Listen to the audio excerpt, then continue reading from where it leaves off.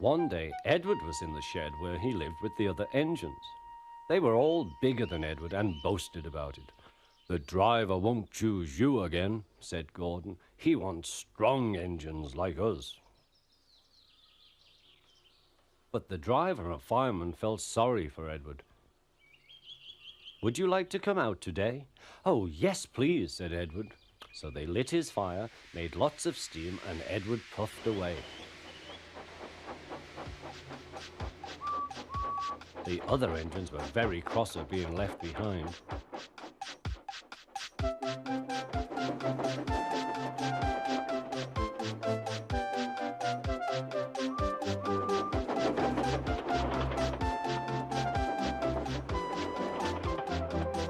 Edward worked hard all day. The coaches thought he was very kind, and the driver was very pleased.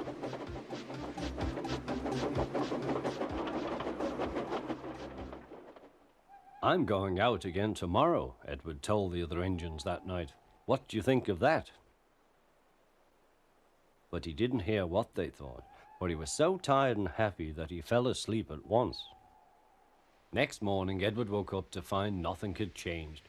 Gordon was still boasting. "You watch me, little Edward, as I rush through with the express. That will be a splendid sight for you. Goodbye, little Edward. Look out for me this afternoon."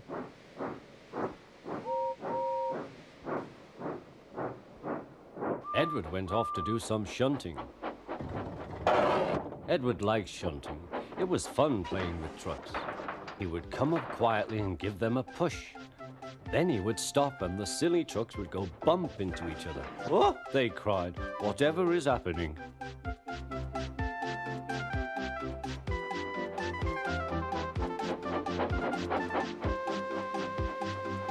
Edward played till there were no more trucks.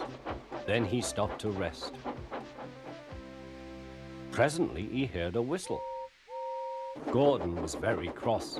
Instead of nice shining coaches, he was pulling a lot of very dirty trucks.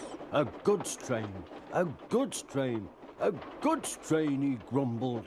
"The shame of it, the shame of it, oh, the shame of it." Edward laughed and went to find some more trucks. Then there was trouble. "Gordon can't get up the hill," the porter called to Edward's driver. "Will you take Edward and push him, please?" They found Gordon halfway up and very cross. His driver and fireman were talking to him severely. "You're not trying." "I can't do it," said Gordon. "The noisy trucks hold an engine back so." Edward's driver came up. "We've come to push." "No use at all," said Gordon. "You wait and see," replied Edward's driver. They brought the train back to the bottom of the hill.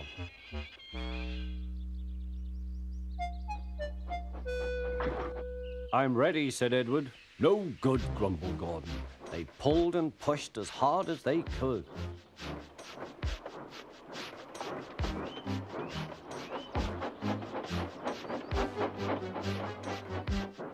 "I can't do it, I can't do it, I can't do it," puffed Gordon. "I will do it, I will do it, I will do it," puffed Edward. Edward pushed and puffed and puffed and pushed as hard as ever he could.